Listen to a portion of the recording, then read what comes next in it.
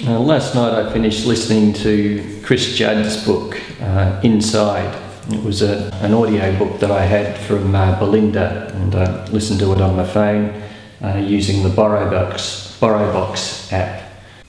Quite often I'll listen to audio books in bed while I'm going to sleep, and for that purpose, Inside didn't work. It was basically too compelling listening to it that I'd set the timer for an hour and still be listening at the end of the hour. Some of the things that made it sort of compelling is that it's a modern biography. I think he finished writing it in August 2015, and so he's dealing with very sort of current issues like people on drugs in Lygon Street while he's trying to eat his fish, mobile phones and apps, media, social networking, stalking. So yeah, there's sort of all these sort of modern issues. So Chris Judd's AFL footballer, Australian football. He won the Brownlow medal for the best player twice.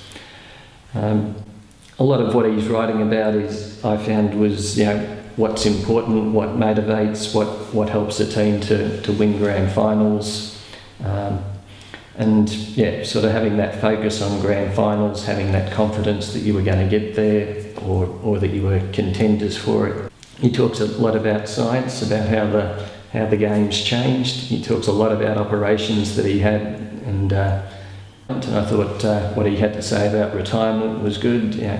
That you go from you have this drop of income, you have all these sort of changes in status and so on that go with it. I thought it was funny sort of thing the way he was talking about the importance of not crying when he's telling the players that he's leaving, because when you're giving that speech, people should be looking at you in the eye, and if you start crying, people should be looking away, and so you leave them in this sort of dilemma. And it was also interesting to me how important Robert Wiley was for Chris Judd's career. He seemed to be a very special coach in the early stages of Chris Judd's career, when he was kind of away from home, trying to find his feet a bit in Perth. It seems Robert Wiley had a very big influence.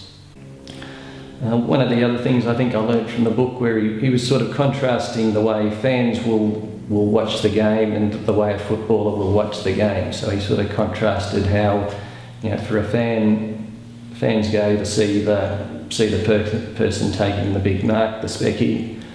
The footballer can go and sort of appreciate the person who didn't go for the mark, left the space, made the wise decision and sort of thing. In terms of why he was so successful, why clubs are so successful, a lot of it comes down to willingness to sacrifice, and he also explores that.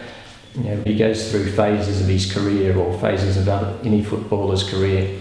So recommend it. Very good read, compelling stuff. Something I really enjoyed.